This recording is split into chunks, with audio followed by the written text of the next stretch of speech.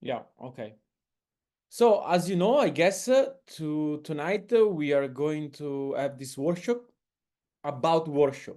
So, about how which strategies we can use in a workshop and the difficulties. But before to the exercise, the main exercise of tonight is going to be basically a video. We are going to watch some part of this video recording about a workshop, and we are going to analyze it. Yes. So I will invite you to make observation, to ask questions, and yeah, we're gonna have a confrontation about that. But before to start, I would like to propose you to reflect together about the difference between the philosophical consultation one-to-one and a philosophical workshop.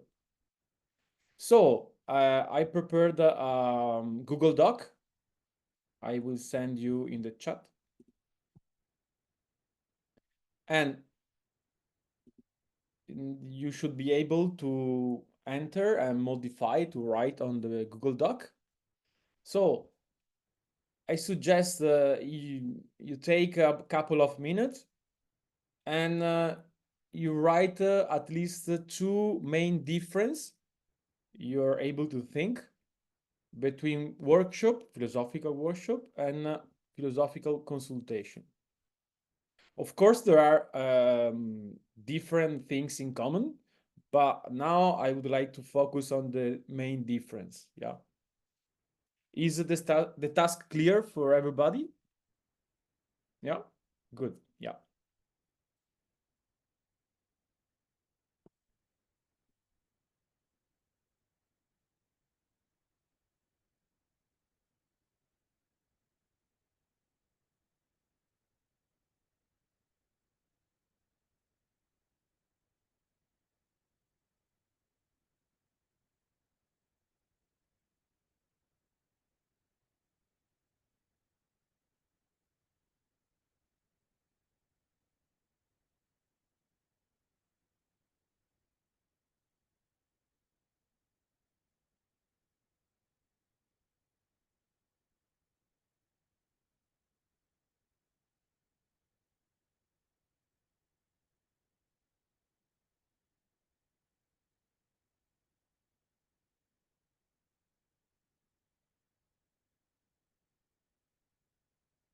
Okay. When you have finished, you let me know. Okay. Yeah.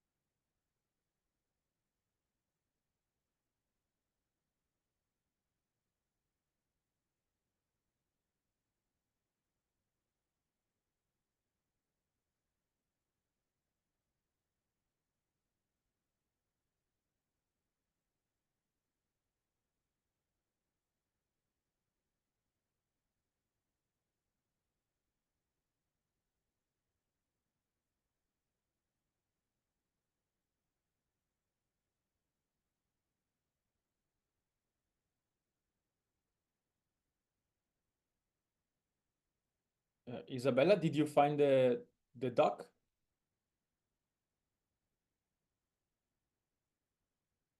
Yeah. Okay.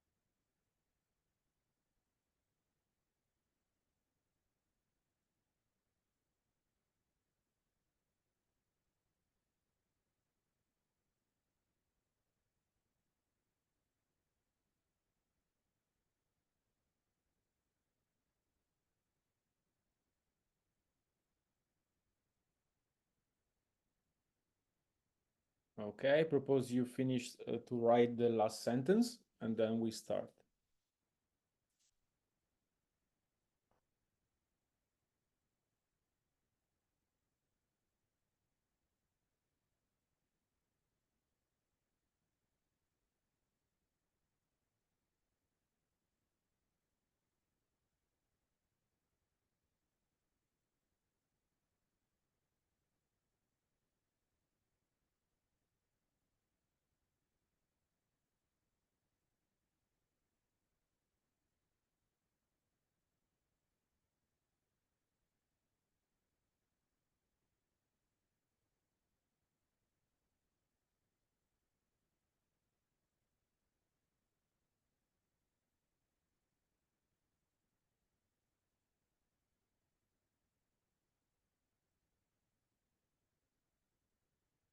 Okay, I propose we can start.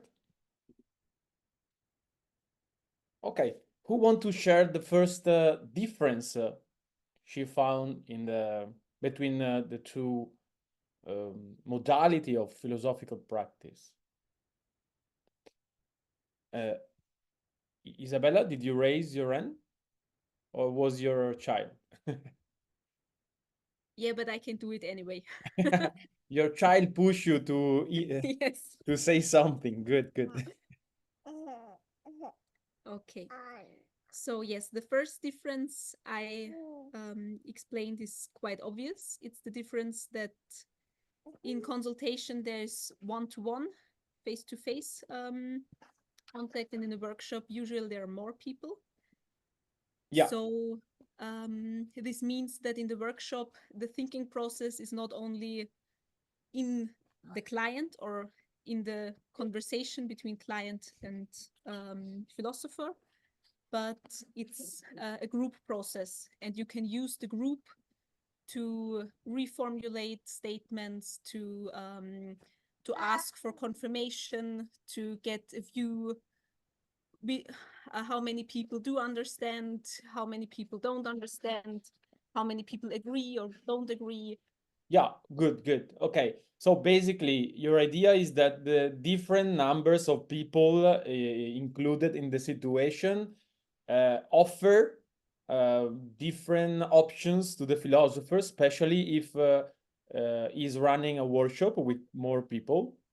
He can use the group, right? Yes. Okay, and how many strategies did you think about? How, in which way, I mean, the philosopher can use the group? You said by making other people reformulate the statement, for example, right? Yes, for instance. Yeah, okay. And why do you think it's worthy?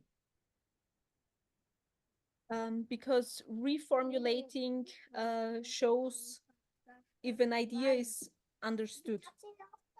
When I can express it in own words or explain it in a different way than I heard it, then I really got the essence. Okay, so reformulation is a way to check if the idea is clear and is being understood by Yes. people. Okay, good. Then you mention another function of the group, right?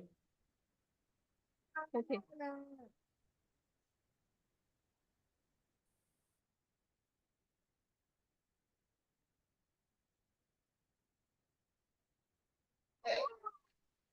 Okay.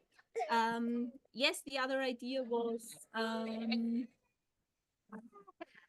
to check the confirmation, like get a view how many people agree with this idea, how many people disagree. Yeah. Uh, Okay. And why do you think it's useful to check how many people disagree or agree with an idea?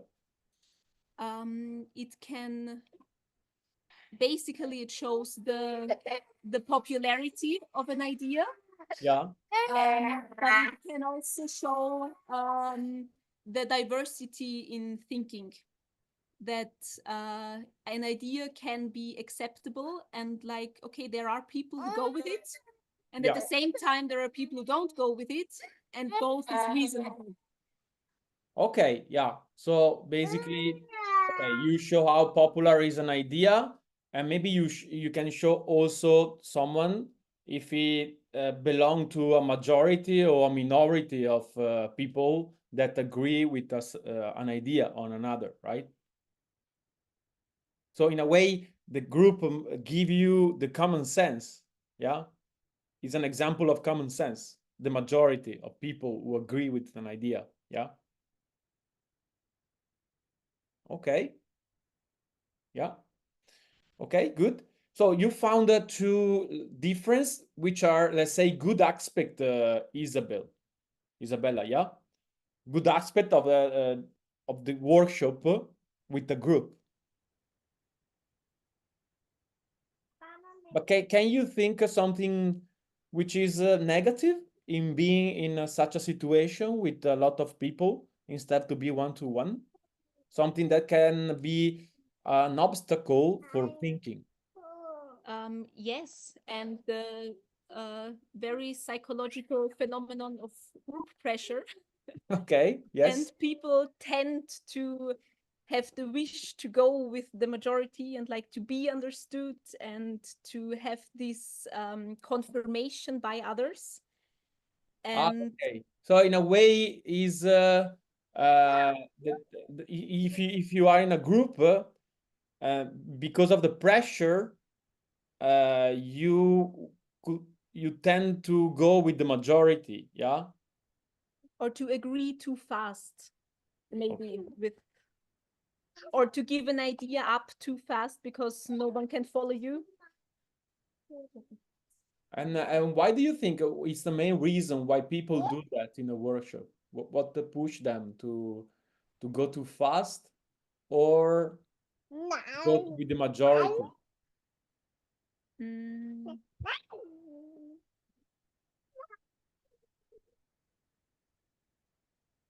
Um, so if it's more about being fast or more about the wish to be with the group.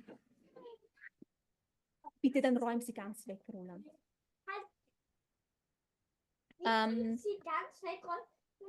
When so I think it's also the phenomenon if you're like if you need time to evaluate an idea or to defend your position, then you're kind of exposed to the group, and this exposition might be uncomfortable for Okay. people, so they prefer to be like more yeah, underground and To hide a bit, yes. hide a bit. Yes. Ah, okay, okay, okay, good. Okay, thank you, Isabel. And with the rest of the group, do you have other hypotheses to explain why can happen then in a workshop people hide and they prefer not to expose themselves or they prefer to go with the majority? Do you have any hypotheses? um Hi, yes, Natalia, by the way. And Hello. okay, we start about discussing discussing about the difference between a philosophical workshop and a philosophical consultation one-to-one. Yeah. Yeah. Okay. Thank you. Yes. In a bit, we are going to analyze a workshop together. Yeah. But now we are discussing a bit about this topic. And Isabella raised two different hypotheses of difference, let's say. Yeah.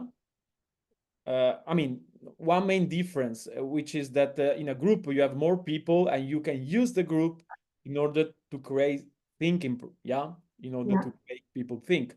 And one is by asking people to reformulate an idea, Hmm. and the other one was Isabella, remind me what you said. sorry, I just didn't follow.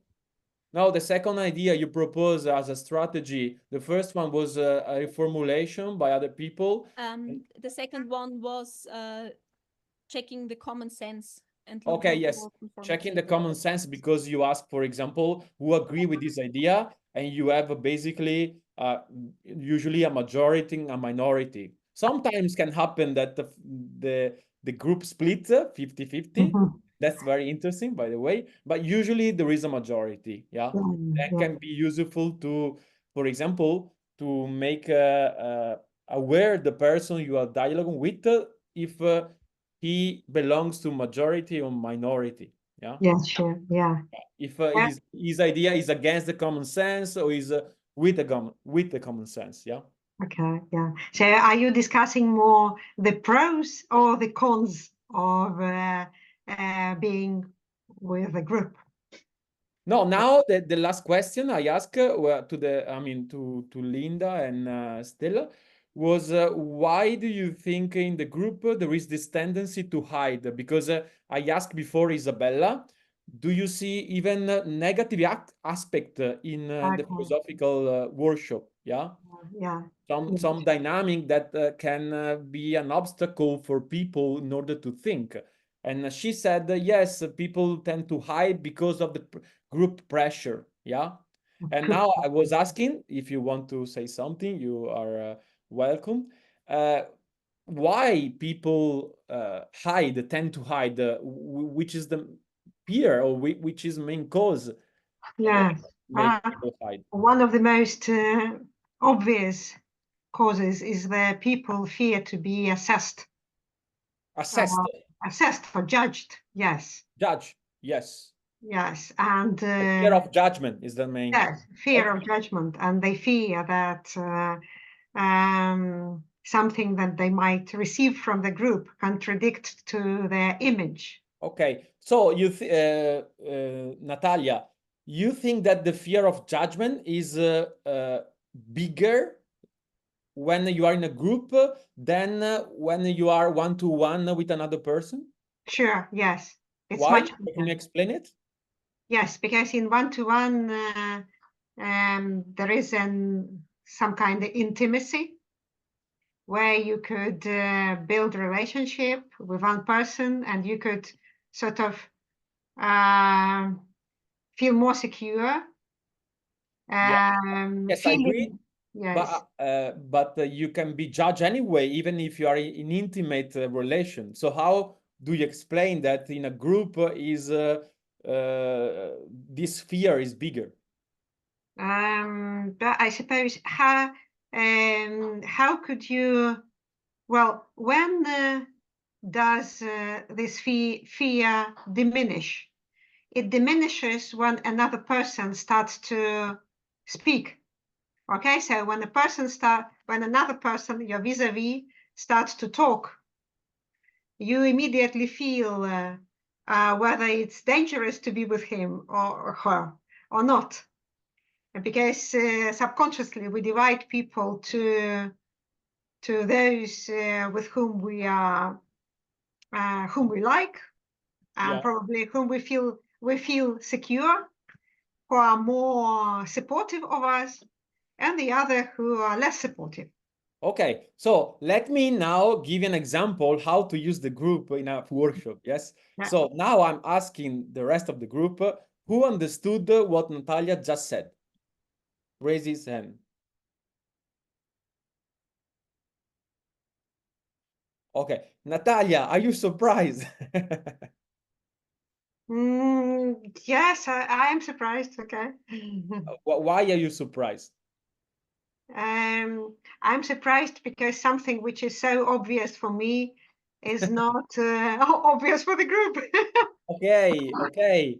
But let me ask you, since it's an interesting phenomenon what just happened,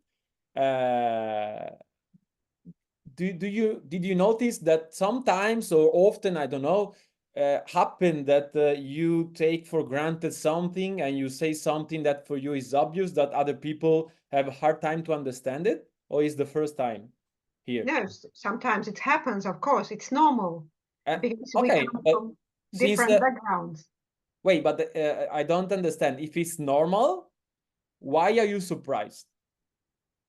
Well, the fear of assessment, a judgment of the other people is the second after the fear of death. There are a number of research on the fears.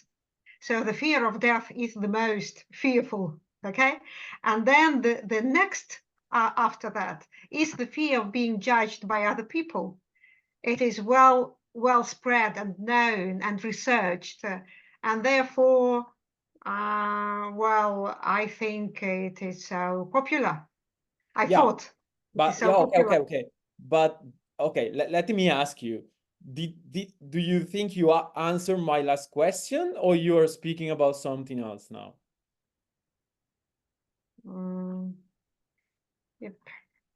Well, probably I switched to something else, probably. Okay, so try to use this, what happened just now, to Okay. answer my question, Okay. if you remember it. Yeah, let me remember it. My question was, if it's normal that Yeah. you think that other people don't understand you, why are you surprised? If it's normal that I think people don't understand me. You remember you told me that you were surprised that you spoke about something obvious and Yeah. nobody understood you here, at least, yeah? And then you when I ask you why, you said if it happened also in your life, you said yes, sometimes, but I think it's normal. Do you see the contradiction here or no? I try to see the contradiction here. Okay, let me translate your answer. It means no, because if you try to understand or to see, it means that you don't see. Wait, I don't see it now, but Okay. I Okay. try my hard, my best Okay. to do it. Usually when you try, it means that you are not doing yet. Yes, you are trying, but you're not. No, that means I've not done, but I am doing it. Yes. Okay. But you see, there is something strange. If I ask you, do you see? And if you answer, I'm trying to see, it means that you don't see yet. I Yeah. have not seen yet, present Yes. perfect. I have not seen yet, but Okay. But the question is now, do you see? Not in the future you are going to see. yes, now I have not spotted yet. You see, you are hiding a no behind I'm trying to, yeah? Do you I think try that to, I what try to hide it, but it's difficult to hide it with you. it's difficult? No, I'm joking now. Oh, I yes. try not to be serious. Okay, okay. Okay, but I think now we have something that can help you to find an answer why people have hard time to understand you. Did you notice or no? Yes, I suppose I've noticed. What did you notice? One thing that we have just talked about, that when something is very clear and obvious for me, and I present it as something which is a common sense, but it's not clear for others, and it's not obvious for others, and then Okay. people don't understand me. So in a way, you confuse the common sense with your own opinions, own ideas. Yes, Okay. it's when I do this. Yes. Okay, that's that. And by the way, I think that's was a good performative example of how to use the group. Did you notice you were in a way you were saying something that for you were clear? I asked the group, nobody understood you, and the group helped you to understand. Then there is this discrepancy between your own ideas and the common sense that maybe is a bit far away from your understanding, your ideas. Yes, it seemed to be that I'm not rigorous in what I say, and I would like a group to make a big leap between where we now and where I want us to be. Okay, and let me give you another advice. If you Okay? want to be more understood from others, I would suggest you to speak less, to make short sentence Because if you say a lot, I had this conversation, the discussion in the classroom in the school I work last week, because there was this student was speaking a lot, yeah. Yeah. And at one point, I interrupt her, yeah, and she got a bit, you know, was a bit. Disturbed. Yes, okay, you understood. So, and I asked her, can you tell me why to be interrupted can be useful in order to think? Yeah. Yes. And she couldn't provide any, yeah, because for her, the best way to be understood is to make a long speech with a lot of particulars. Yes, okay. But I tried to, and maybe I didn't succeed, to make her see that maybe it's just the opposite, that when you want to say too much, in a Yeah. way, you have you are lacking a bit of clarity because you are adding too many things. Yeah. So in a way, by saying too much, you create more confusion than clarity. Are you familiar with this phenomenon or no? I suppose I get your point. But I did you think notice that or no in your yes, experience? yes, I know this. Yeah. And why Uh, do you think not I don't think it's very common as a phenomenon. Why do you think people tend to speak too much instead to say something short and clear? I probably many reasons, but first that comes to me is that people want to influence others. That's why they want to take as much space Ah, okay. as they can. Does it fit with you as well? Are you trying to influence other when you speak a lot? Yeah, I suppose I would like to have your attention. Okay, okay. Not only your, I'm joking a little bit. Okay, but you see the, in a way, the worthy of being short when you speak, if you want to be understood. Yes, sure. And there Okay, is another reason that's probably also about me. yeah, go ahead. Go ahead. It's when and this is interesting one. When I want to say something and it's not very clear what I want to say, especially in other language, which is not my native language. Okay, so I think it's hard to say Translate. short Ah, okay. So because when yeah, you don't know the appropriate, let's say, names or words, you don't find the right word and you make a long speech instead. yes, but it also means that I don't understand it to that point. What Mhm. I want to say, yes, I don't understand it to that extent when I can be very cut and clear. Okay.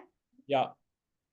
So basically, you start speaking without having clear ideas in your mind, and you're trying, and through a long speech, you're trying to clarify your own ideas. Exactly. Yes. But in this process, usually people lose you. Yeah. We are losing her. Okay.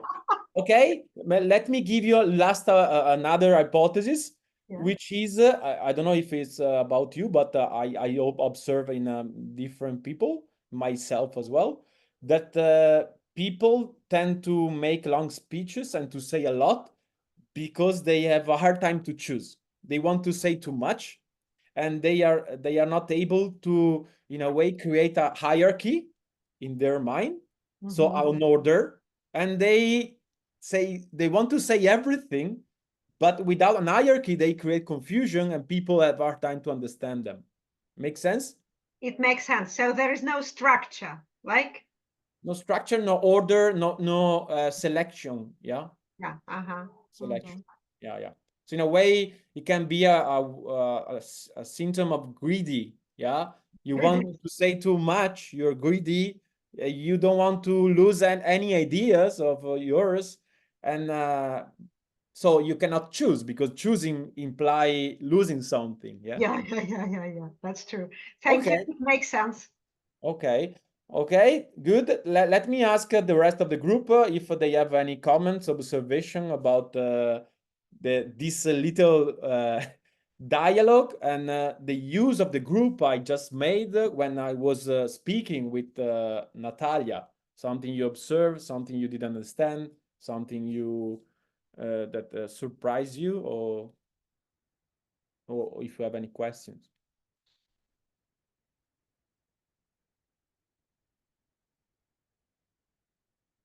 Yes, Isabella?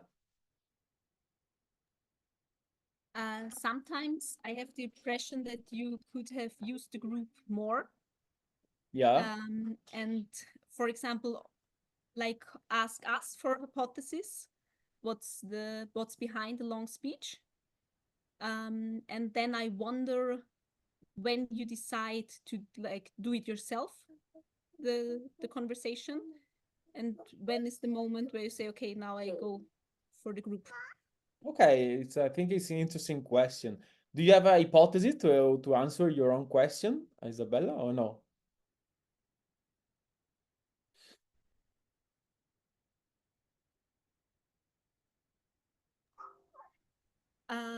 Yes, the hypothesis is to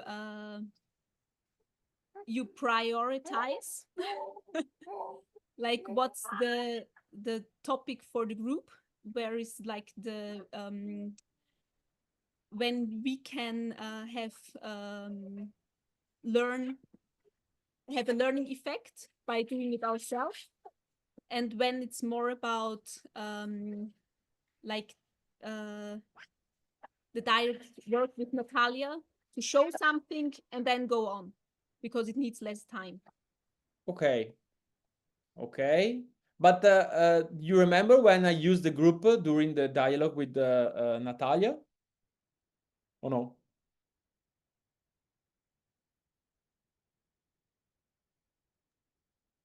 So when you ask the group, Yes. Do you remember why did I ask the Ah. group? What did I do? yes, to show Natalia that her speech is not easily understandable. Yeah, exactly. So by focusing on that moment, I use the group. Can you provide another hypothesis to explain how I use the group and why I decide not to use the group after that moment? Okay. So you use the group to show a phenomenon that's like more general and not only about you or not Yeah, only about the situation. exactly. Yes. Um, Because, yeah, exactly. In a way, when Natalia said his speech, yeah, I was confused, yeah. And instead of saying I don't understand, which can be in a way a path you can choose. Yeah, you can just say I don't understand. I do it often, by the way. But I had the impression that by saying I don't understand, I could in a way Natalia could think that the problem was mine. Yeah, and I was the impression that the problem was a bit the confusion in her speech. So in a way, I check with the group. I ask the group in order to check first if the problem was mine, or more Natalia's speech. Yeah.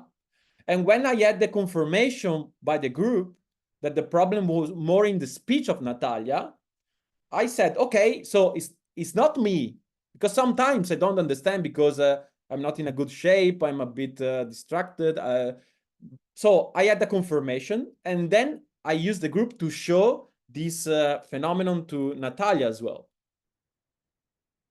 So in a way, Isabella, I would answer to your question. There is not a rule when to use the group. I use the group when I need it. Yeah. Or it depends if I want to involve more people. Sometimes I use the group, yeah.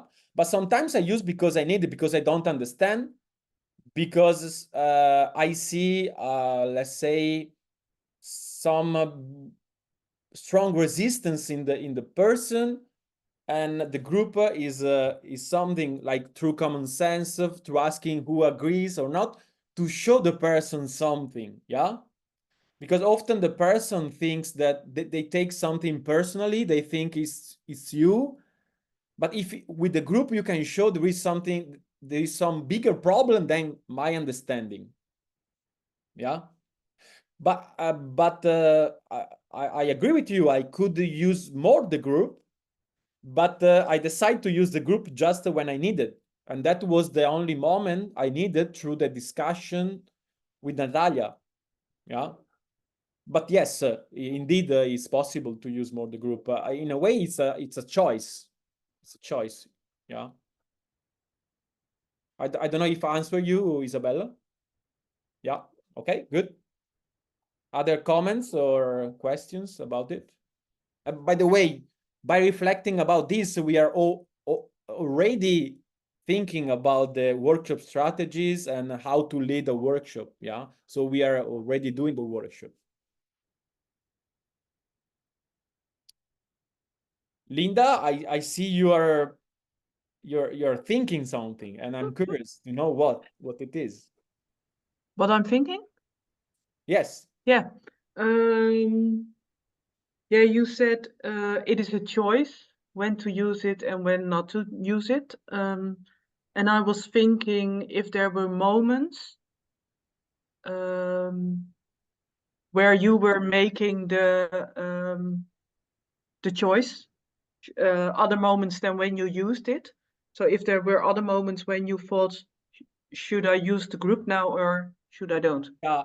Let me suggest that I think this question is out of a kind of intuition you had, right? Which is your intuition? I did or I didn't have those moments where I was a bit thinking if to use the group or not.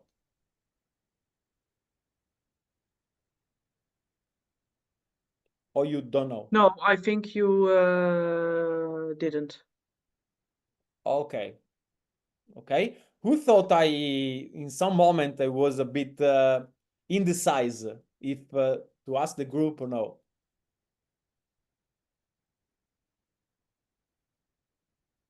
Yes, I think I know one moment. Okay, go ahead.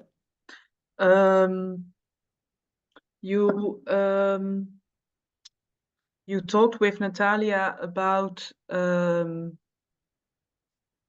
being not clear, and afterwards about speaking a lot, which doesn't make it more clear. And then it was like 2 or 3 times she started talking and did it again and again. Yeah. And then I thought, oh yeah, now you are thinking maybe should I use the group now to show this what's happening, or should I leave it here? Yeah. Yes, I think you're right. I think in that moment I had a doubt if to go to the group or no. Yeah. And but since I think Isabella said before, I wanted to go back to our main discussion. I didn't, yeah. But I had the temptation to ask the group, also because I had the feeling that I was focused a bit too much to Natalia, yeah. So in a way, in that moment, I had a little fear to exclude a bit the rest of the group. Yeah. So I was a bit tempted to do it, but because I knew that it was about to, let's say, close the discussion with Natalia, I didn't. And then I prefer to ask the group observation about the process. Yes. Yeah. Okay. Yeah. So in a way, as you notice, Linda, and as Isabella noticed as well, during a workshop, but as well during a philosophical consultation one-to-one, in a way, you are always exposed to a choice. You need to choose, yes, which direction. And that's the I think it's a beautiful part of our job, but at the same time it's difficult because especially in some moments, you see different direction you could follow in the dialogue. And in that moment, you need to take one, otherwise you risk to be stuck. Yes. Yeah. So yeah, I suggest you that one of the main difficult part in a workshop and a philosophical is to be able to choose which strategy to use in one moment, which idea to focus on more, and which question, because sometimes I have more than one question in my mind, and if I want to go on with the conversation, I need to sacrifice all the question except one, yes, which is not easy, like we said with Natalia. So yeah, in a way, I hope in this little part of the workshop, I show you some difficulties in running a workshop, which is making choice, and to, in a way, even to feel if you're focusing too much or no, and to use the group when you need it because you don't understand or you are confused. So the options are very are many, yes, but it's good when the options are many, but at the same time it's difficult because you need to choose, and if you have hard time to choose, it's a suffer to make a workshop or a consultation. Okay, so Stella, you want to say something or no? I was thinking like maybe when the ideas, like there are many ideas and you want to focus on one, you ask the group maybe to not create chaos. Oh, so you're suggesting the idea that if you're not able to choose by yourself, you can use the group to choose. Yes, Okay, yeah. yes. Yeah, sometimes I do, but now let's say usually I prefer to choose by myself. I mean, I want to involve the group when not because I'm not able to choose, but because for me in that moment is the best thing to do. Yeah. So you use the group when you have hard time to choose, Stella? Yes, and when I want to appeal to common sense, maybe that's a better way to go. And I don't know when it's the best moment. Like, what's the best moment? How would you describe it? You don't know when is the best moment. No, like when. How would you describe like when is the best moment to? Yeah, for example, Uh, before I thought when I asked the group if you understood what Natalia said, I think it was the best moment to use the group because I didn't understand. And the group could help me and Natalia as well to understand where was the problem, if the problem was me or was her, whereas speech, something in her speech. Yeah. And you helped me by answering you didn't understand, that the problem was in her speech. So I think that was a good moment. Yeah. Makes sense? I understand. Yeah, I understand. So for each workshop, there is a good moment to ask. For example, when you don't understand, you need clarification. So that's a good moment. Yeah, in a way, when you need help, it's a good moment to use the group. So at the beginning, I remember I wasn't using the group so much because I didn't admit my difficulties during the workshop. Yeah, so I wanted to do by myself, but often I was doing I think some I wouldn't call them mistakes, but I would have hard time to understand because I didn't let myself to use the group as a help. And I don't think there is nothing bad in using the group in the thinking process. Yeah. So in a way now for me it's easier because I give less importance to myself. Who cares if I understand or not? The important is the thinking process in general, and all the participants are involved in the thinking process, and they can see something that I don't see. So in that moment, if I am aware that I don't understand, I could use the group to see something that by myself I wouldn't see. So I suggest in general to myself and to you as well, don't be afraid to admit that you don't understand or to ask for help. Yeah. Okay. I saw Linda raise at one moment her hand. Yeah. Yeah, I was wondering if you were really doubting if it was the speech of Natalia or if it was your understanding. Okay. When you ask me question like that, like before, Yeah. I tend to notice there is a strong presupposition behind the question. So in a way, it's a rhetorical question because you have already the answer, right? Yes. Okay, let me ask you, Yeah. why you hide your idea behind a rhetorical question? You could say, I had the impression you knew already, Yeah. blah blah blah. Yeah. Why do you use a rhetorical answer?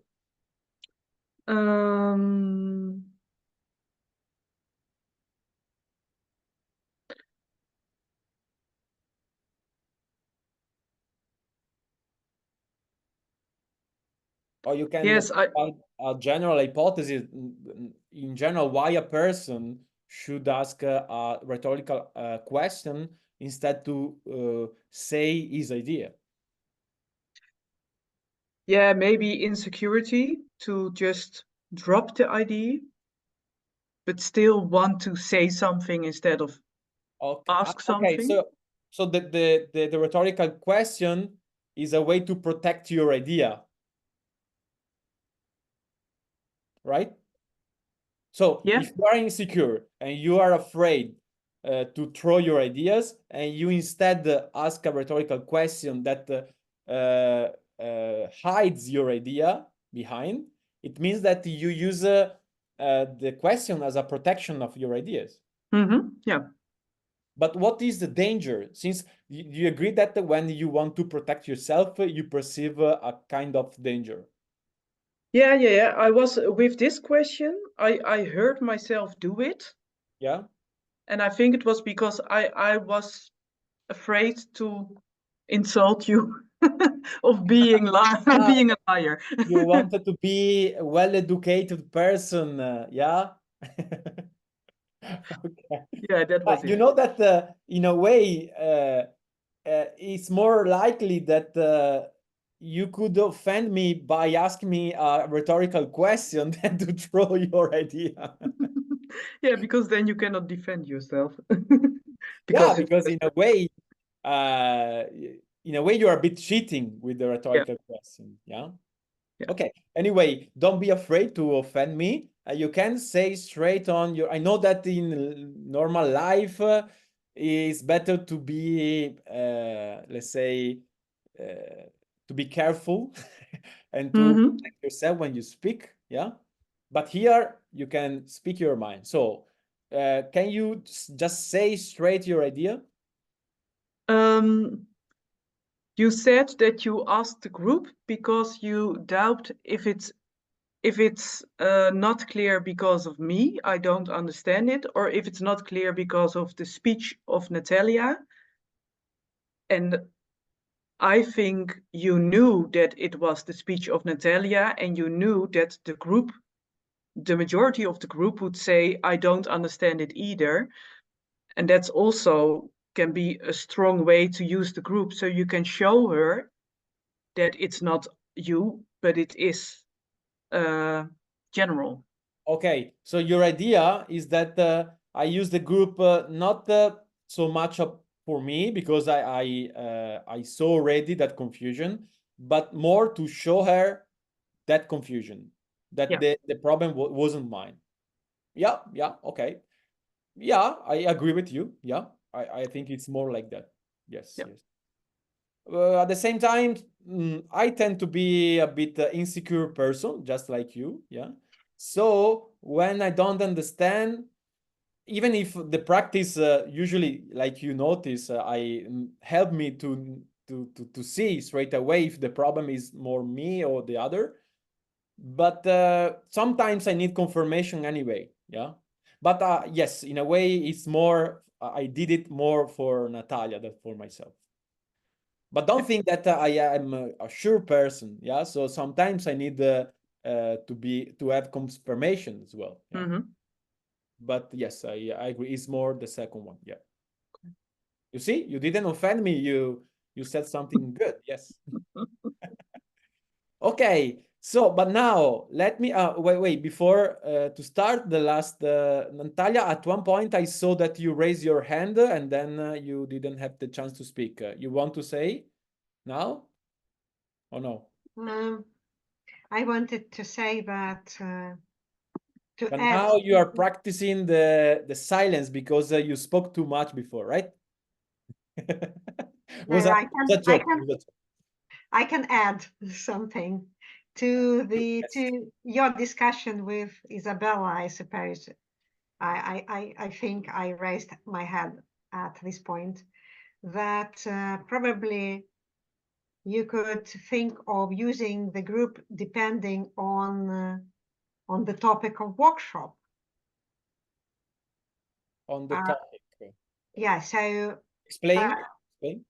yeah, you have the target of workshop. For example, you practice argumentation or you practice whatever. Mhm. Okay. So you will use then the group whenever somebody or participant shows something in his or her argumentation which you want the group to analyze. So depending on the target of the workshop. Okay. So, okay, I think understood. Let me check. You're saying that I didn't use the group so much because we didn't enter already in the main topic of the workshop of tonight. And so, but I could have done if we were already facing the topic, the main topic, yeah? Yes, which I don't even know because I was late. So I suppose we are somewhere in the preamble, Yeah, in the okay. beginning. Yeah. Yeah, I think it makes sense what you said, but at the same time, sometimes I use another strategy, and I saw Oscar use it sometimes as well. For example, I think Stella was there. I remember one summer seminar, one workshop run by Oscar, that there was a technical problem, yeah? And many people were trying to fix it, but nobody was able to do it. And at one point, and the workshop was about something else. I don't even remember, yeah? But at one point, Oscar was pissed off about this confusion, and he decided to analyze for the rest of the workshop the reason why there was that confusion because of the technical problem. And it was one of the best workshop I ever attended. Yes. So, in a way, is the idea that there is nothing out of the text, that everything that happened can be used in the thinking process. Yeah. Yeah. So, but you're right. Sometimes when I want to go to straight to the topic, I use less the workshop, the people, yeah. And but other time, for example, sometimes happen. I think I don't know if happened to you as well, that you have a client and you ask for a question, and the client is not able to ask you a question, so there is a long silence, and even before to I don't let the person to have too much time, and I ask why are you not able to ask a question. So I use that silence in order to start the consultation, yeah. With that performative expression of something, yeah. So in a way, you're right, yes, but don't forget that you can play differently sometimes. Yes. In a way, I know that you have the impression we are not doing the main stuff of the workshop, but we are already in the workshop. Yes. Yeah. Because I think we are discussing about workshop dynamic and workshop strategies and workshop difficulties and workshop difference with consultation one-to-one. So in a way, we are doing the workshop, but sometimes, you know, Natalia, we are too rigid with ourselves. We have a schedule, and we are not able to drop it because we want to do it. Yes, but I learn through the experience of practicing that sometimes the best thing is to drop the schedule and to follow the unexpected direction that the workshop takes. Yeah, do you like this idea? Yes, very much. Okay, but now I don't wanna delude you, so we gonna start the real stuff. Yes. Sorry, guys.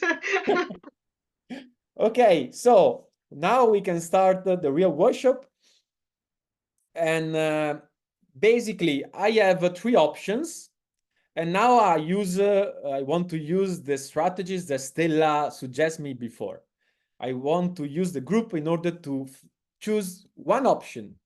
So I show you the three options. One is a consultation by Oscar with children. Yeah. The second one is a consultation by Oscar with adults.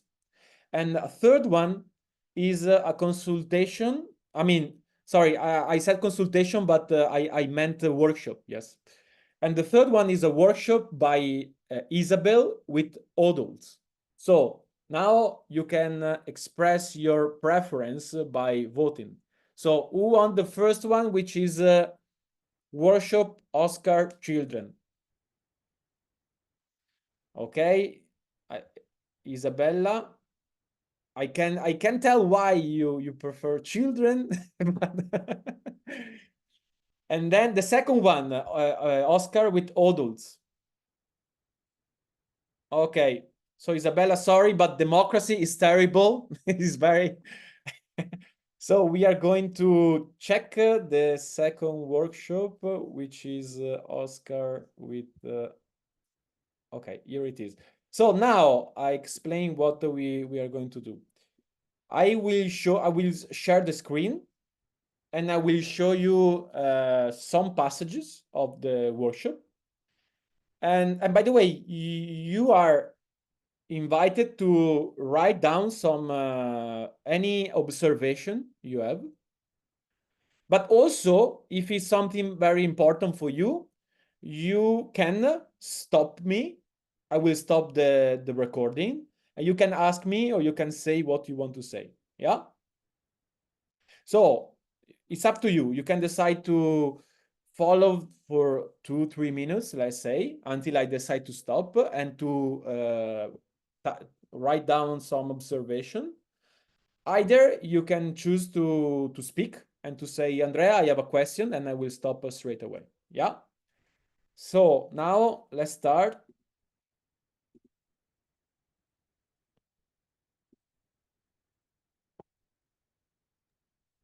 I have a question. Already, yes. Okay. Let me. So, yeah, What shall we do? What is the target of us? What shall we do? While okay. Let me check if I wasn't clear enough, or maybe the other people maybe understood already. So who want to answer, Natalia, which is the target of this exercise? Okay, Isabella?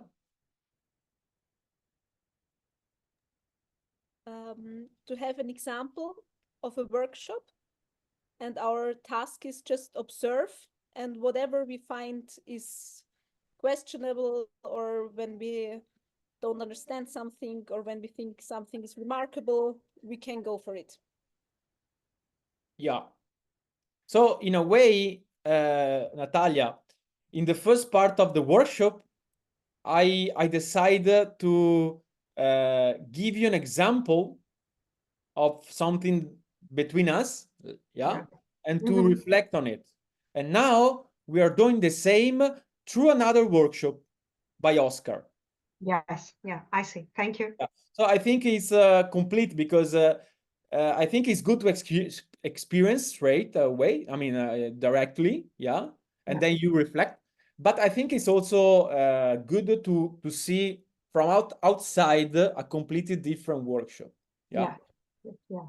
I see. Okay. So even the target is clear. We can start.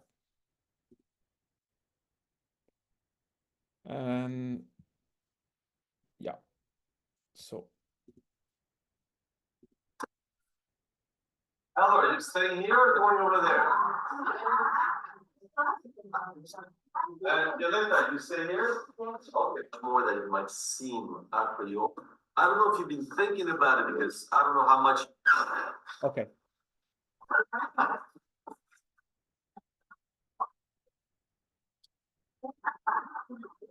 On working on the argumentation papers we have done the first day.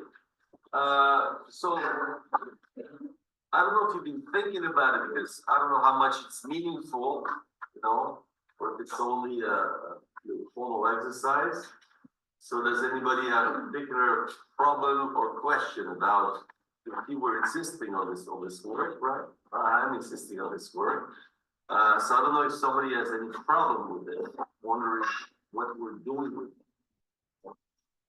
Maybe I can throw a couple of ideas to you about this. I have to tell you that I never thought about it so much in the past, but just this year. I worked a lot on it, and I think it has much more in argumentation, much more than it might seem a priori. And in fact, in most universities or in high school, you study argumentation.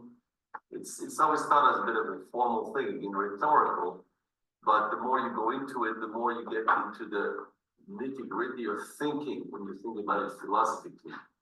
And the argumentation structure or discrepancies. It's a bit like logic. You know, logic you study a lot through problems of logic. Right? The same with argumentation. It tells you a lot about someone's thinking. But of course, to do this, you have to be able to judgments on its argumentation. And it's by default that you can tell, you know, what people are doing, right? So it might seem that the way we're doing it, we're looking at the formal aspect of it, but I hope you will see in the filigree. Is it filigree? Yeah. Really like a banknote. You're in filigree, you have little things, you know, behind. Filigree? Yeah.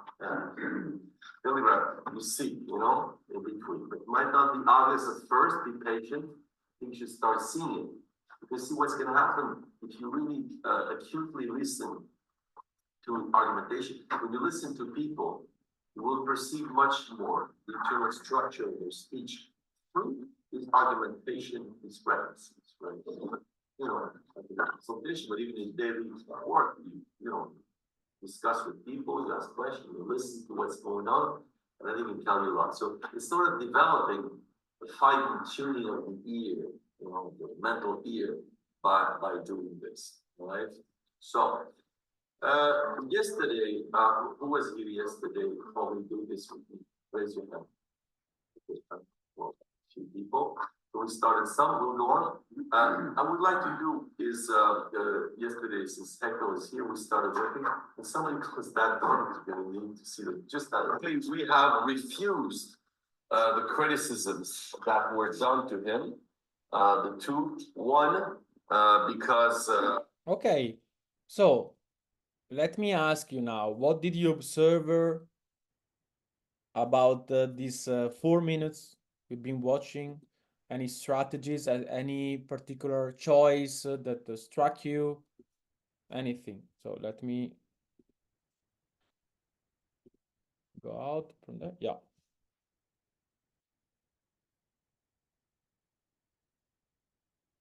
I think there is a lot to notice. Yeah. Linda. Yeah, it was really difficult to hear and understand for me because it is a bit, The sound. yeah. But I thought in the beginning he was asking a question, Yes. and then straight away he goes on with information. Yes. Yes. Yes. Okay, it's true. He was asking for a question about argumentation, but since nobody asked anything, he decided to throw, let's say, a couple of ideas about argumentation. So what do you think about this decision Oscar made? Yeah, can you tell me what the question was he asked? Because I couldn't hear that. At the end, No, in the beginning. if people had any question about the argumentation, Oh yeah. because he mentioned the exercise they did already, I think before, I don't know when, and he asked for a question about that competencies exercise about argumentation. Yeah.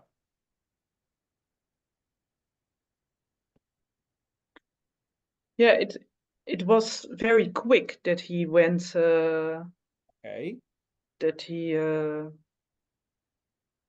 You took mean the word. he didn't give enough time to the people to formulate a question? Yes. Okay, and how do you interpret that phenomenon?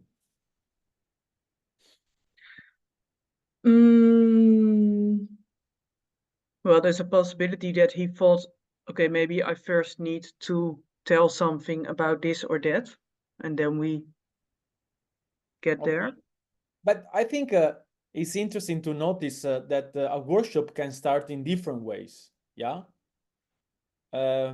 Usually, a face-to-face consultation starts from a question of the client, even if sometimes you can ask why you don't have a question, or you can ask why you thought so much before to ask something, or why you did that funny face while you were asking that question. So in a way, even the consultation one-to-one can start from different questions, but I think especially the workshop, you can start from a question of the person, or you can start from your own question as a philosopher, you ask the group, or you can throw some ideas. I do often, by the way. I think Stella know because she attended other workshop I made. So in a way, sometimes I give some ideas, yeah, and I ask people what they think of, if they have problem with what I said. So in a way, there are different possibilities, yeah, in the even in just in the beginning of the workshop, yeah, and okay. And do you have a problem with that or no? Or there is something strange you saw? No, I don't have a problem with it, but yes, I have a problem. Okay, exactly. Yes. Nice, very nice. Yeah, you see why? Because I used your face to, because I noticed that was something wrong with you. Yeah. Going on. And even if you deny with your speech, your face was saying just the opposite, and then you add but, so there was a confirmation. Yeah. So by the way, this is very important in consultation, to use all the information you have in order to make other people think. Yeah. Also to interpret in a let's say in a good way the answer, because often people say yes but instead to say no. Yeah. So the face, usually face doesn't lie. We lie more with words, but it's more difficult. You need to be really good in acting in order to lie also with your face. And usually people don't lie with the face, yeah, with the body. So trust the body. I trust your body, and I notice a problem. So tell me the problem. I don't understand why he would ask a question and then would not wait for an answer.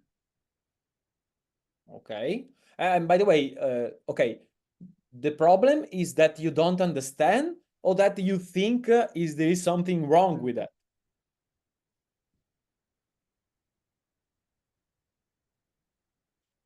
No, I don't understand. Okay. So when you don't understand, you have a problem, yeah?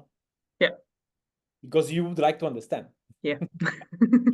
Yes, you know, please. because you know, the problem, the structure problem is then when you want something but you cannot get it. That's the problem.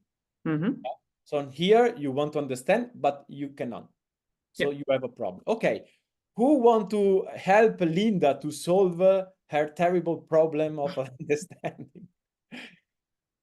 Who can explain why Oscar switched faster, let's say, to propose some ideas instead of attending or waiting for questions? Isabella?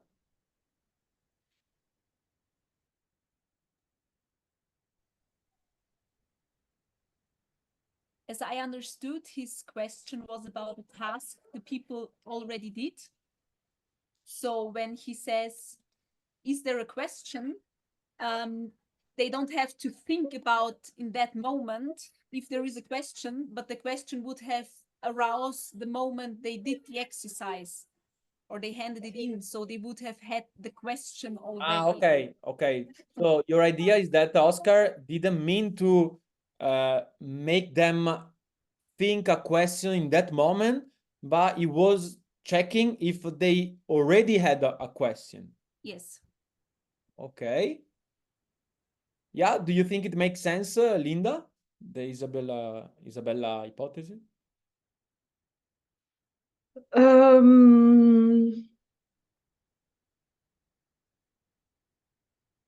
Yes.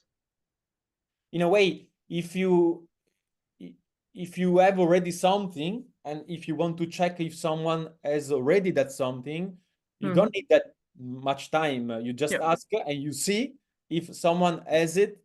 Usually it tend to show straight away. Yeah. Yeah. Maybe some people can hide even if they have something, but yeah, but it makes sense. Yeah. Mhm. Okay. So that help you to understand? Yeah. Yeah. Okay. But okay. But No, I was thinking that I had the impression that you didn't like it. yeah, Okay. Can you explain why you didn't like it? because it wasn't it didn't fit the way I would think Oscar would do that. Okay, so you had an expectation of Oscar and he let you down. Yes. And which expectation you had about him? That he would make a problem when people didn't have a question. That he would make a problem of that. Ah, okay. You saw Oscar asking for a question and let's say by not having any question, asking why you don't have any question, problematize it, and to focus on that problem. Yeah. Yeah, and I can, of course, imagine reasons why you would not do that. But yeah, Can you give us one? yeah, because that's not the subject you want to go on that moment.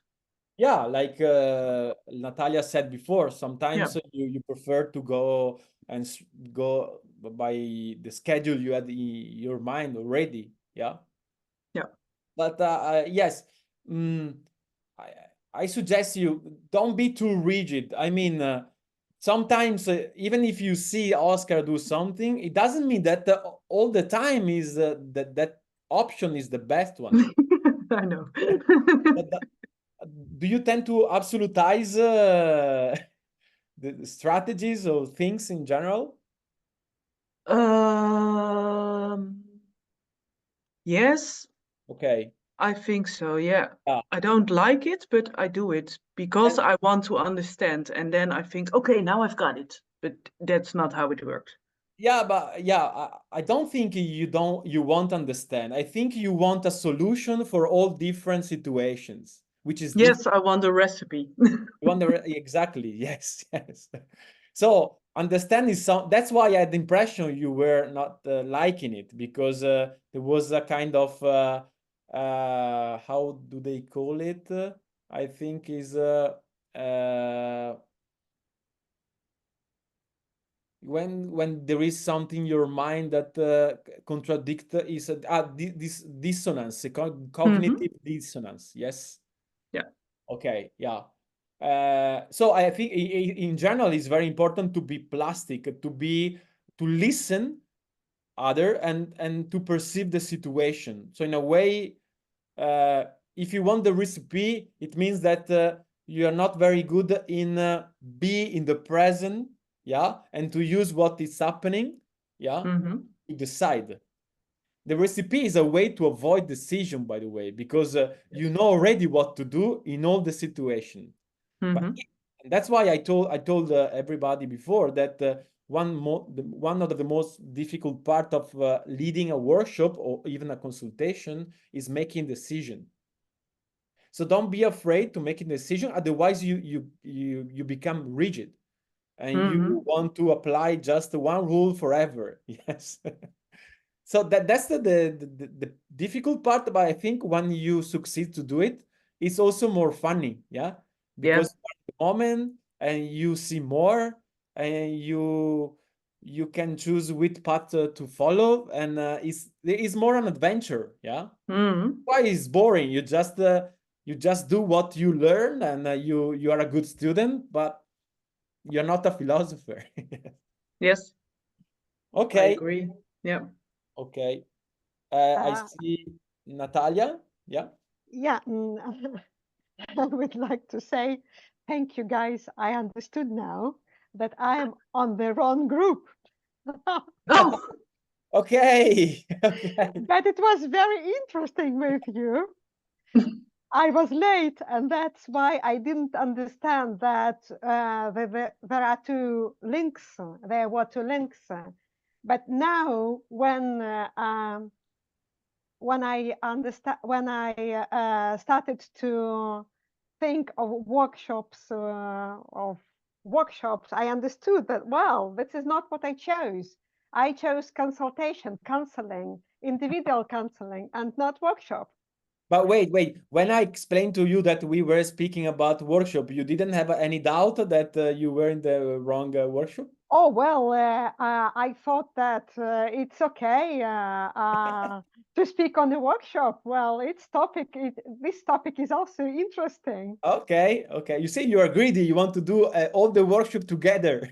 Yes, it's a good point that probably I am in the right place today to Oh, maybe. understand that. But something you make a mistakes, and you realize after making the mistakes that it was better that you made that mistake, because you Exactly. learned something you couldn't learn otherwise. Yes. Yeah, exactly. Okay. So now you want to switch. I mean, you want to go in the other yes, world.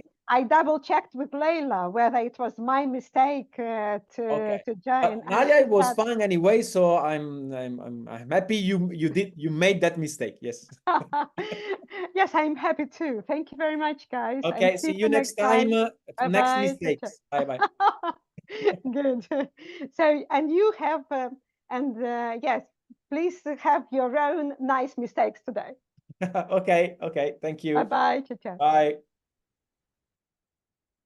Okay. So we go back to 4 people. Okay. So now I lost myself. I don't know what we were discussing about. Who remember? Yes, Linda? yeah, we were discussing about that I want a recipe instead of understanding, Yes, and that yes. Yeah. And It's by the more way, adventurous to yeah, exactly. And by the way, we are now analyzing this workshop. It's also a way to see that there are more possibilities, and even Oscar doesn't behave all the time in the same rigid way. Yeah, Hmm. and the contest make the difference, and of course your will make the difference, and of course your availability to the situation make the difference. So yeah, every time you expect one solution for different problem, usually it means that you want to avoid those problems, to face those problems. You want to solve them before to face them. Yeah.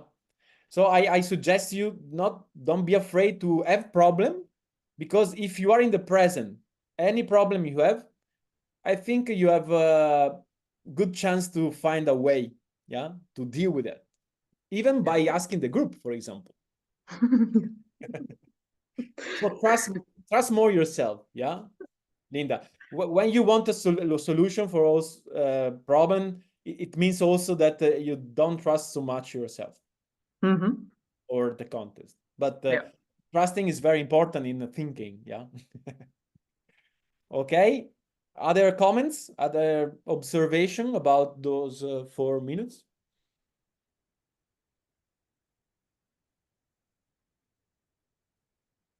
You were asking me or? In general, yeah. Isabella, Stella. If not, yeah, Stella?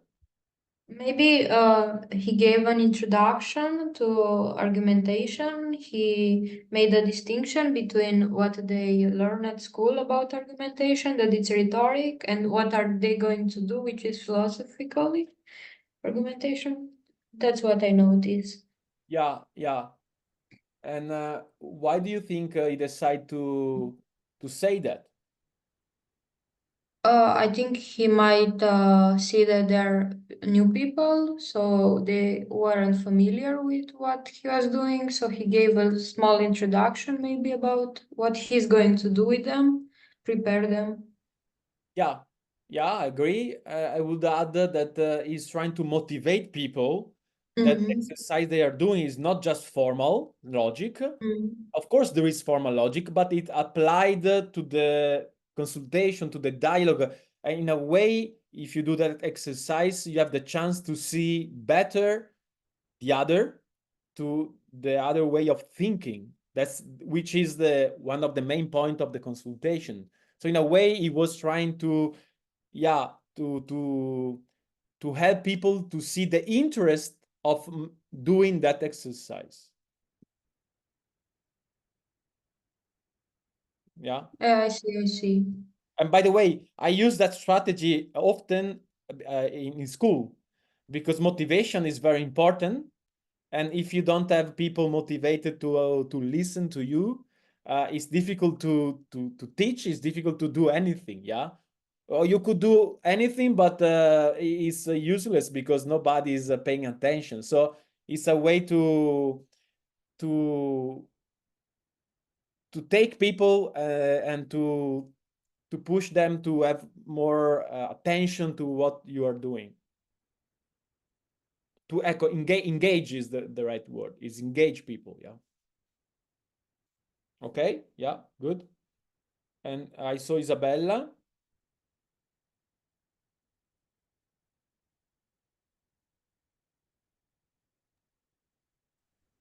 Yeah, in general, with this kind of philosophical workshop, I think it's useful to remind people that they are not at school, and to avoid like too much this school traumata about being right and making and pleasing the teacher, but just that it's about thinking and going together, and yeah, don't be afraid to say something stupid.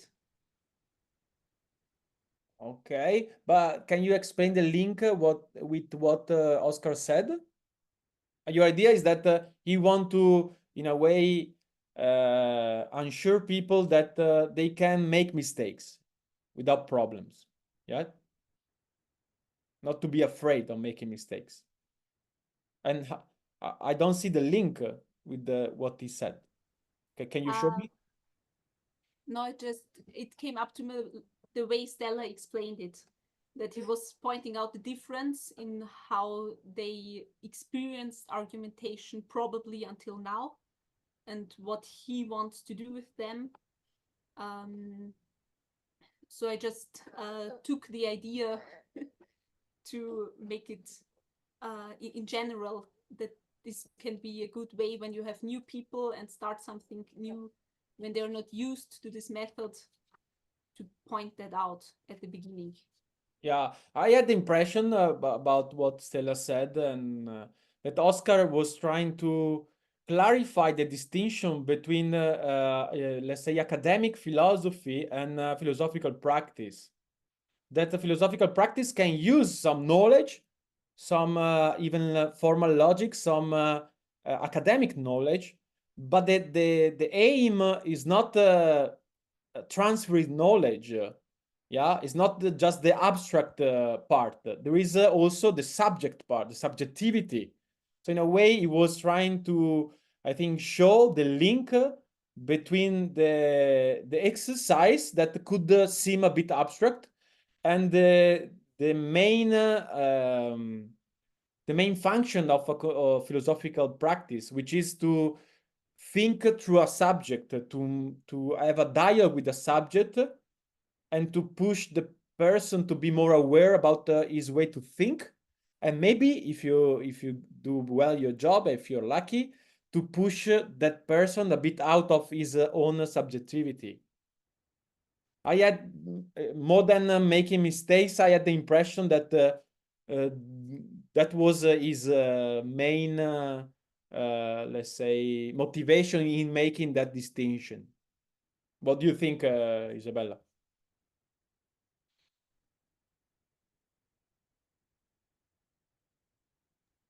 Yeah, sounds good. Yeah, yeah. And let me add, maybe also because sometimes it can be boring a bit to reflect in that exercise. But if you remember them, that's an important skill in dialogue with people, maybe people can, let's say, overcome the boredom and to see the function, the utility of doing that exercise. Yeah. Okay. If you don't have anything else, we can go on. Let me share it again, the screen. And by the way, you see how many things there are? I mean, we can take out from just 4 minutes. And it's like when we read, I have the impression sometimes, even by noticing myself, that when I start a book, I want to finish it. But because I want to finish it, I don't pay attention enough in so many aspects in the first pages, for example, I read. So now I prefer to read just a few pages, but to think more than to read more pages without thinking. Yeah. And I think it's the same here with analyzing the workshop. But let's go on. So, okay. What was the first? Can somebody read that from me? It is not an argument. It is not an argument, right? Somebody looked at Haeckel. Haeckel answered the question.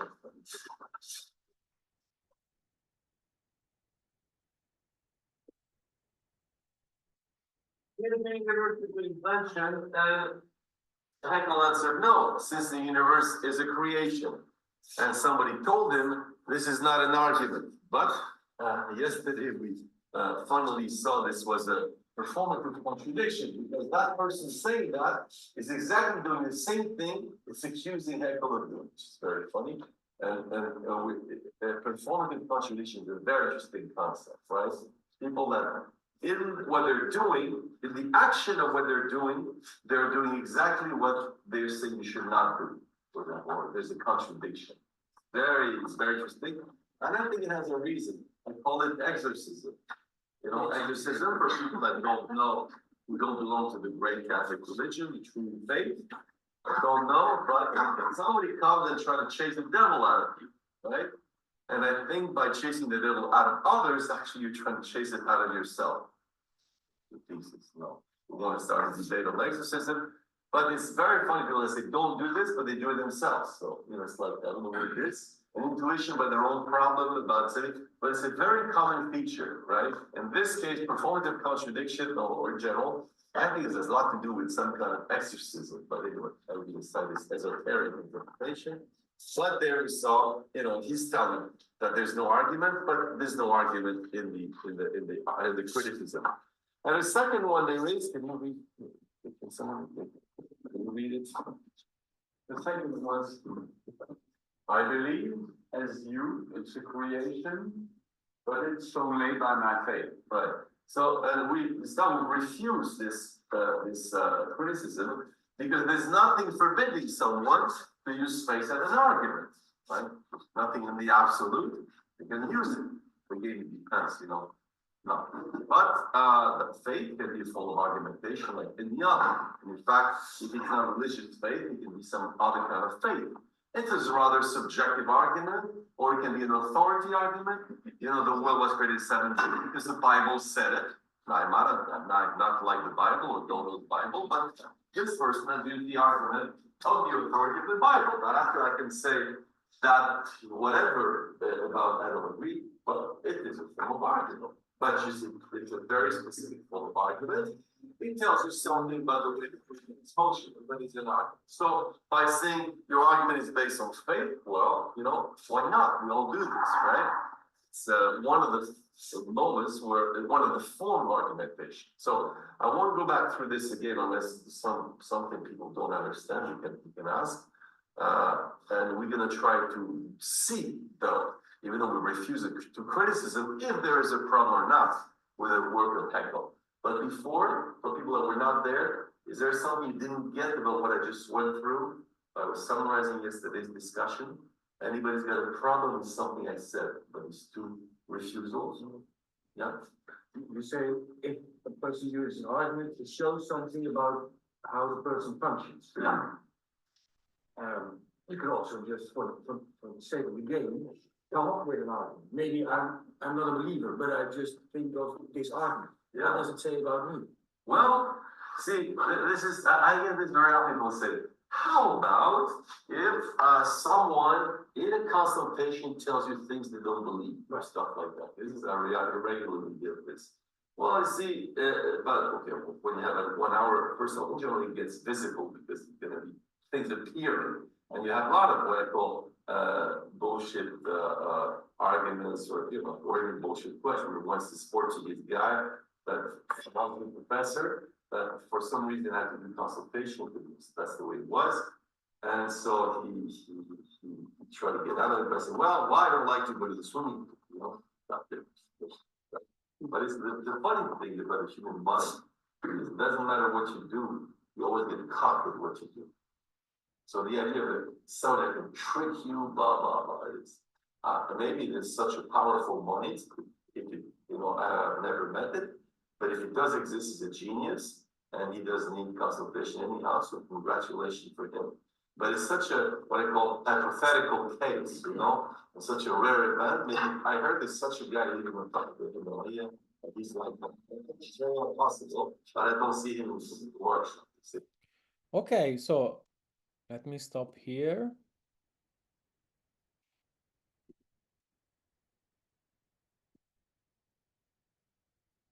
Any observations?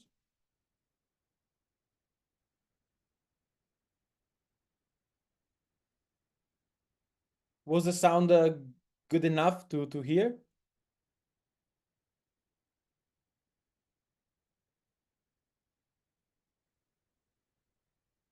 So and so, yeah.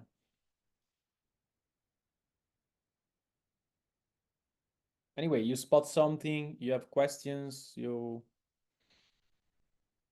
didn't like something.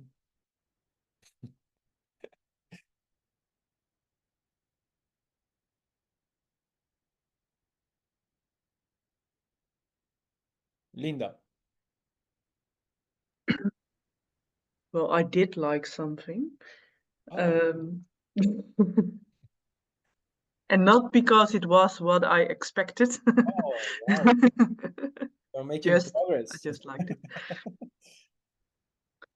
No, I liked he was talking about the performative contradiction, and then he also made the link that it sometimes is easy to see things in others, but it's more difficult to see it in yourself. Yeah. And that's also a link between why working on things outside yourself can help to, Yeah. yeah, that link. In a way, you see better from outside. Yeah. Yeah. And so you like this concept of performative contradiction. Yeah. But why did you like it? Because it also explains something about why you would do the work in that workshop. The different layers that you can get from it, from doing that work. Okay, so let you understand better and the different reasons why. Yeah. Okay, you like understanding, right, Linda? Oh, yeah. Why It's what an does it mean? obsession. What? It's an obsession, I said. No. Oh yeah, I noticed that it's a bit excessive. This, let's say, your tendency to, willing understanding so much. But why so much you want to understand? You never ask yourself this question? Yeah, I do. Did you come up with any answers? Yes, but they are not so clear, I think, to say out loud. Okay, try. Yeah. How can I put it in words? There's some sort of what's the word? Conviction? No. Yeah, conviction. Yeah, prejudice. Yeah. That it's that I need to understand to make things worthy. Okay. It's interesting with your statement because I see two different problems in your statement. Yeah. Do you see them or no? No. Okay. The first problem I see. Oh, let me ask the group. So, Yeah. who see these two problems in Linda's statement? Can you repeat it, Linda? Oh, sorry. Can you repeat the statement for everybody? Pooh, I need to understand to make things worthy. You said. Yeah. Remember? Yeah. Yeah. Okay. I see two problems here. Who see two problems? Yes, Isabella.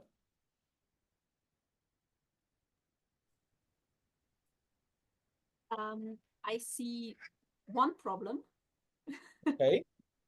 And the problem is when I understand, it's kind of I can make a check on it, and I don't have to think about it anymore. Okay, interesting. But where do you see this problem in the statement? Because I would suppose or propose that something is worthy, that is that challenges me to get it. So I have to think about it. And so something I understand quite easily maybe is not so worthy as something that forces me more to dive deep and to challenge myself. So let me understand if I understood. Let me check. So you're saying that she's more interested in proving to herself that she's good to understand than to understand the content of what she doesn't understand. Oh no, I didn't understand.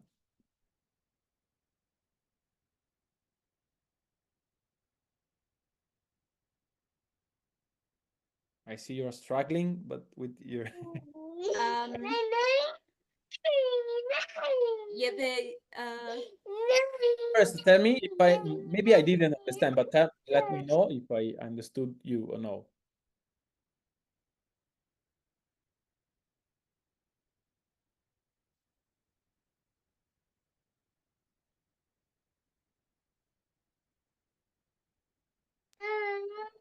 sorry, I think at the moment it's too loud. I can't. Yeah, okay.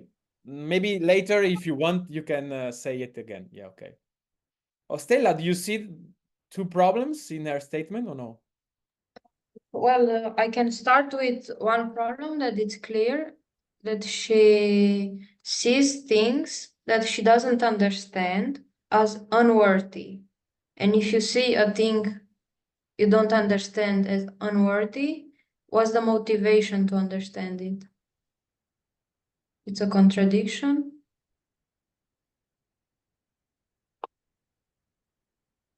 But wait, the understanding is exactly the process that turn the unworthy things in worthy things. Yeah. But It makes if sense. you, She wants worthy things and she prefer to understand them. yeah, but if you first see the thing as unworthy, what Yeah. makes you like what makes you work for it? Like if these things are unworthy, why should I understand them? Maybe Okay. Do you have a hypothesis to answer this question? Or no? well, then it's not about the things that she doesn't understand, it's about herself. Okay. Explain. If the things are she doesn't understand are unworthy, maybe it's about her own worth, like she wants to prove Yeah, okay. herself. So she wants to show herself that she's good. Yeah. Okay. Linda, does it make sense? Yes. Okay, nice. And Yeah. I propose you the second problem I see in your statement, which is in the verb need. You Yeah. need to understand. I found them Oh, in the you noticed meanwhile. that, Yeah. yeah. You see the why is a problem when you need understanding? Yeah, because understanding is not it's not a fixed thing. So yes, I don't know if that's the same problem that you mean, but it's difficult to need something that's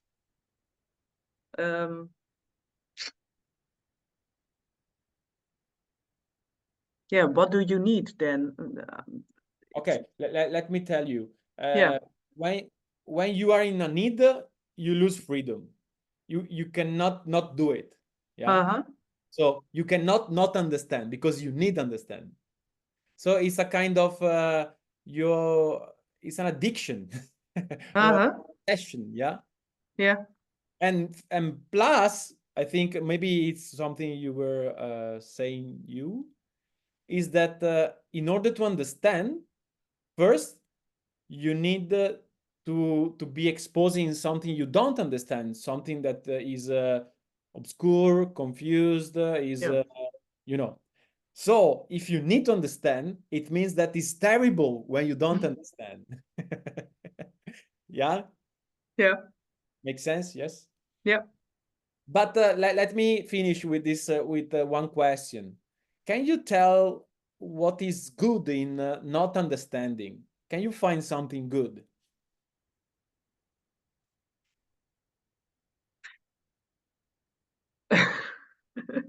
Sorry, there's a lot happening right now.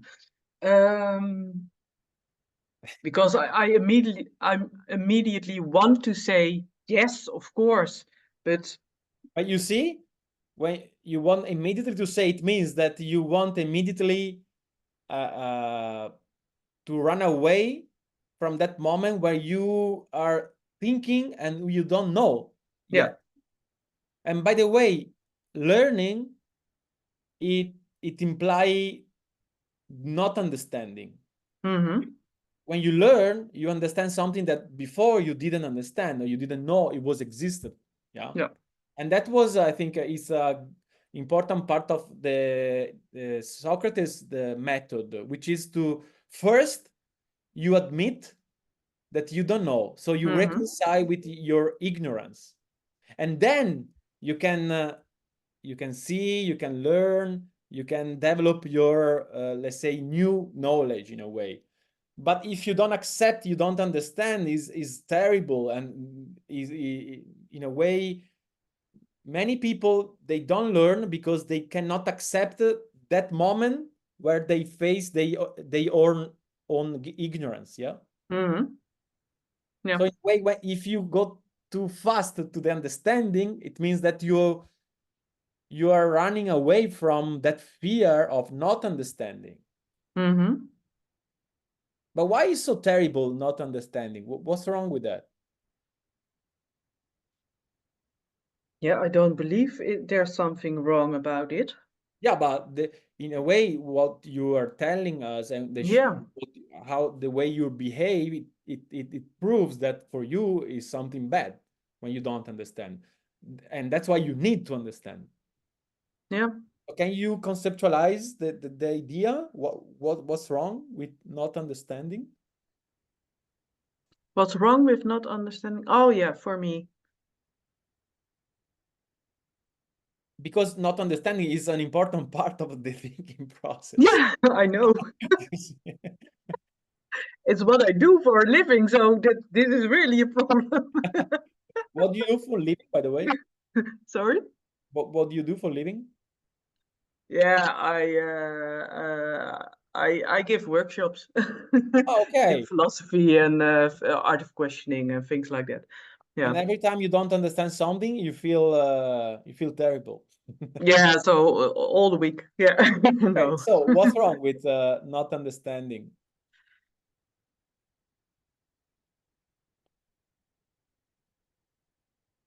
Don't think too much. Say this. Yeah.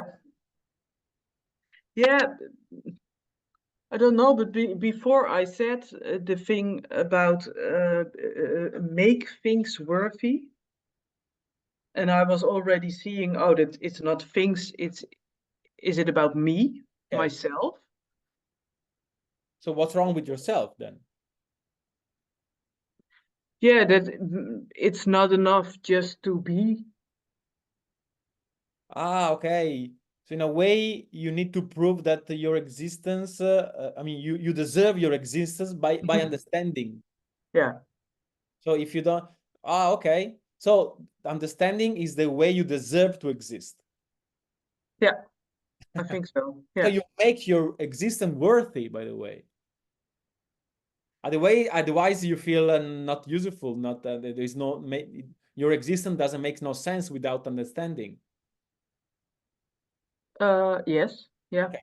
But do you think that existence can can make sense even without understanding? No? No, I think, yeah, I wanted to say, can it make sense? No. Can you figure out how it can make sense even without understanding? You know that most people don't understand a lot of stuff. Yeah, So and they seem would you suggest pretty them happy. to kill themselves, to suicide? Yeah. Yeah. Okay, let me use the group here to help you. Yeah. Yeah. Who has an iPod? I mean, who can say to Linda why existence can be worthy anyway without understanding?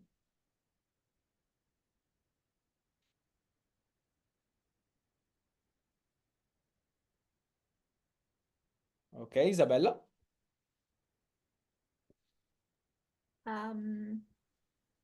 Yeah, like Linda explained, it would be enough just to be. And not understanding is also a way of staying humble, I think is the word. Yeah. That you kind of stay in touch with the big mysteries of existence, and you can just take them as mysteries and enjoy them as without understanding. and have Oh, yeah. And have worthy existence. Okay. So let me translate in an Italian way. You are accusing Linda that she's not able to appreciate the mysterious of life just by being something.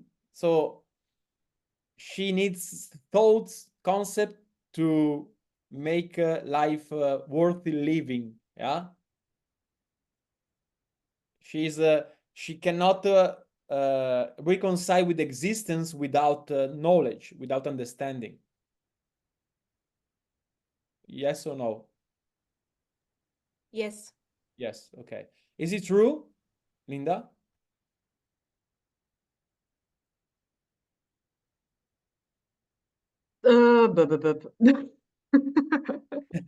The reason why I don't say something is because I hear myself say, yeah, at some level, well, not as much as before, so yeah, that means yes. Okay, yes. Okay, so we're trying to diminish the problem, yeah?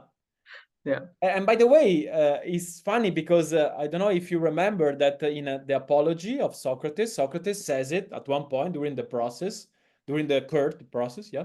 He said, I think that a life without searching, thinking, yeah, is not a worthy life. Mhm. Yeah. So, okay, okay. But did you reconcile a bit with the or no? Do you need any some idea in order to prove to yourself that even if you don't understand, life makes sense and it's worth it to live it? I don't understand what you say. Okay, Linda, did you understand the question? No. No, Stella. Oh.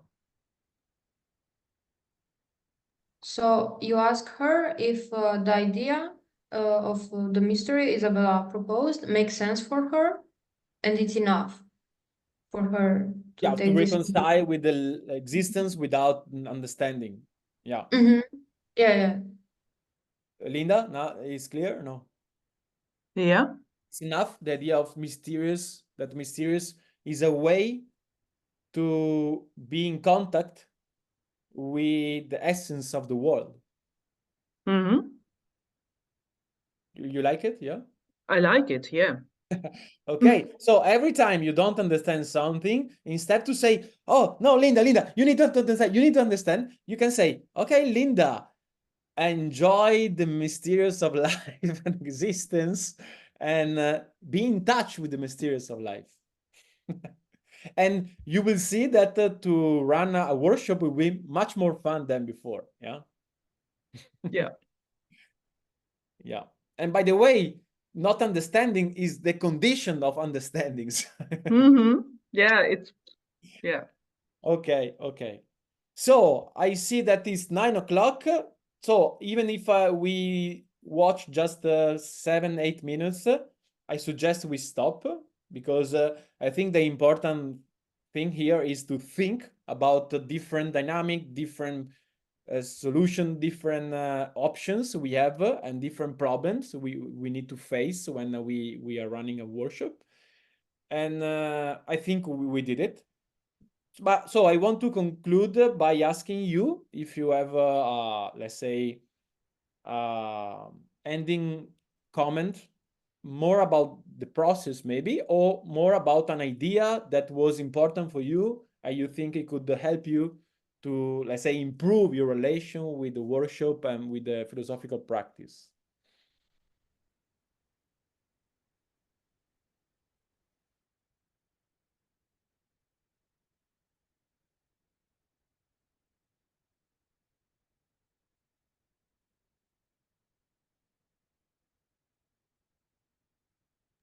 So we say the idea out loud, what About? we like. Yeah. Out loud, we can say the idea.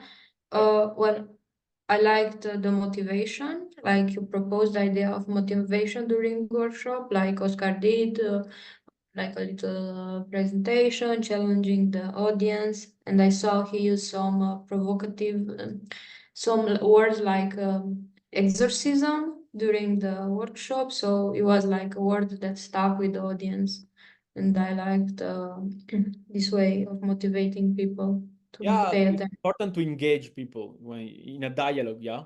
For example, Socrates, if you read dialogue of Socrates, Socrates was really good in engaging people, yeah. And do you have other strategies in order to engage people, Stella? Well, if I saw someone it's disengaged, I will ask her or him a question individually. So Yeah. I see someone in the group is not paying attention, we focus on that. And this condition other people to pay attention because they don't want necessarily to be the main focus. Okay, okay.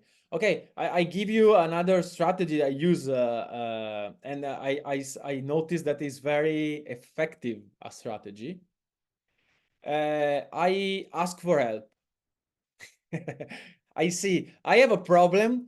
Can someone help me in find a kind of solution because this problem is pissing me off so much, yeah? And this is very engaging for people because to help someone is for them is better than I don't know to just to do an exercise for the sake of it, yeah. So I use it in the classroom, at school as well, but even during workshop. So sometimes I lied. It's not true that I had that problem, but it's very good in engaging people, yeah. So yeah, this another. But I think there are many strategies about yes, yes. Okay, thank you, Stella, and Isabella.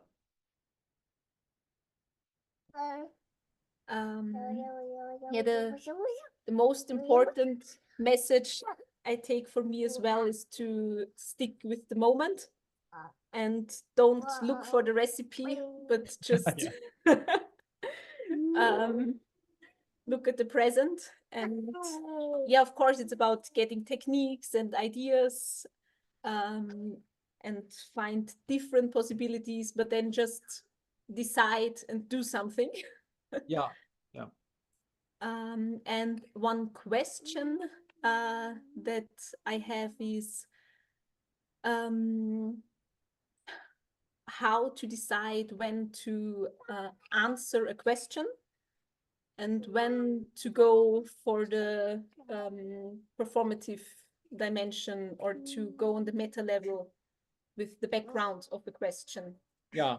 You don't have any clue or you have some intuition about Sometimes I think it's quite obvious with, for example, rhetorical questions or questions that are like not real questions, but which can be answered quite easily, or when you have the suspicion that the person has already the answer himself. yeah. But sometimes I think it's also when I observe like Oscar or other people doing workshops, I can't follow why they go with answering or with confrontation. Okay. I tell you, usually I do it when I see a problem in the question. So when I see a problem, I push the subject to reflect on his question and to like or it can be also just a statement like Linda said before. I see two problems. So yeah. So sometimes I think it's more worthy to think about the question than to answer the question. Yeah. Even because often there are fake questions like rhetorical ones, and often I see strange presupposition. Yeah. So in a way, for me, it makes less sense to answer the question than to reflect on those strange presupposition I smell. So in a way, to answer you, I would say when I had the intuition that to reflect on the question is more worthy for the thinking process, I tend to direct the question more than answering. Sometimes when I notice that the question is an attack to me, for example, my personal attack, is another way to avoid the attack is to make the person think about the question. Yeah. So, but mainly is when I see a problem. Yeah. Did I answer you? Yeah. Yeah. And by the way, let me add something about the first comment you made that you bring with you this idea to be on the present, to the side, and not to think, like say, too much.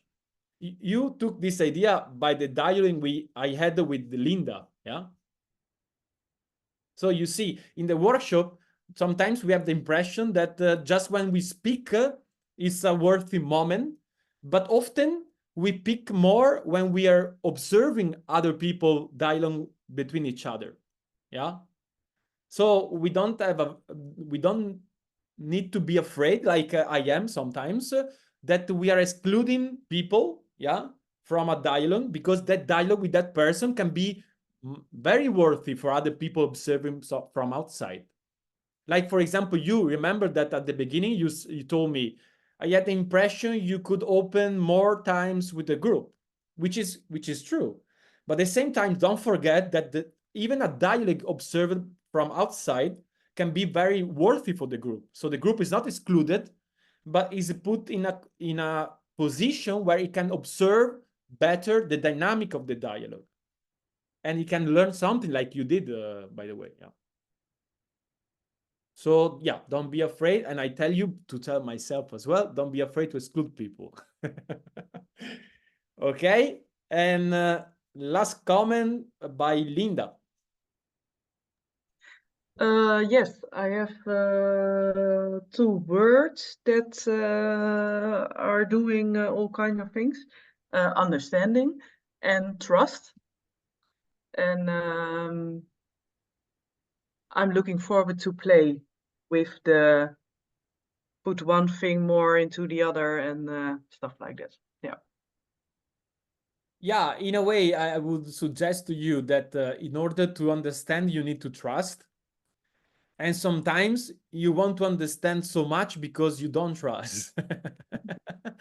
So, yes, in a way, if you trust more, understanding is not a problem. Even because if you don't understand, you can play with that not understanding. Yeah.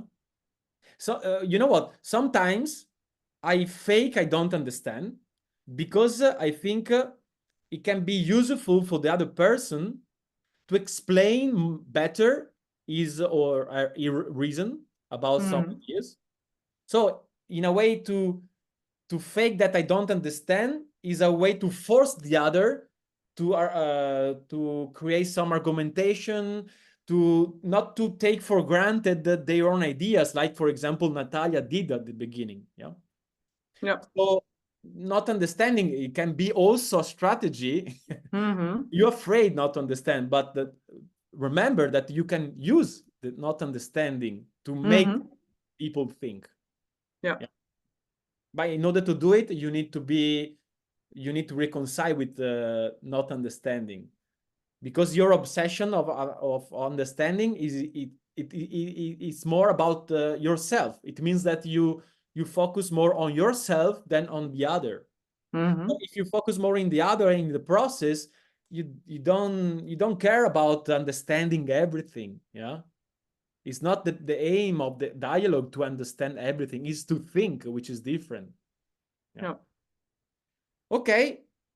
Thanks. It was fun.